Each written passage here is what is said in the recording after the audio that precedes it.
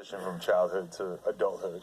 I feel like that when my mama was going through her things, we had no choice but to go out there and get things. You know what I'm saying? Make it for her, and like I don't know, like we had a childhood, and like of course me and my older brother really had a childhood. My younger brother and my sister, I can't really say that they did, because by the time they were a certain age, my mom wasn't who she used to be. You feel me? She was already damn near dying and type shit. But from drugs, I'm assuming? Nah, hey, look, man. I always criticize Vlad TV and No Jumper because they only focus on the hood. They only focus on negativity when it comes to black people. They only interview one demographic of rappers from the hood, gangbanging, challenging circumstances. Now, I'm not saying that trying to be cold. I'm saying that because you have these white guys who are doing well in life and they're addicted to the hood. They're addicted to interviewing these guys that are, from the hood and have these challenging circumstances, and it seems like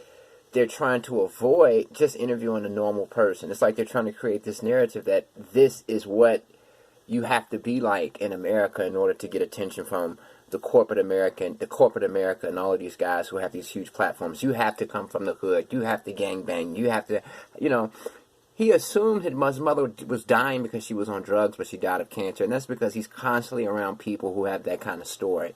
He's intentionally being around people who have that story. Then he puts them on his platform so that he can convince other kids out there that, hey, it's normal to be in the hood. It's normal to gangbang. And, he promotes this narrative so much that he thinks that all black people have the same story. He doesn't even think it's possible for a black person to have a mother who's deteriorating because of cancer. He assumes it's drugs, because that's how much of the stereotype that he's married to. He's married to the stereotype, and he's addicted to spreading the stereotype, man. You got to watch out for these guys, man. They pretend to be cool, but at the end of the day, he already let you know how he feels about you.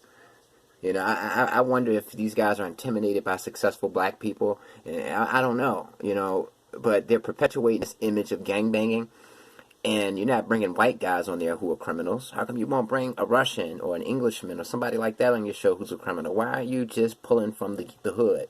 It's crazy.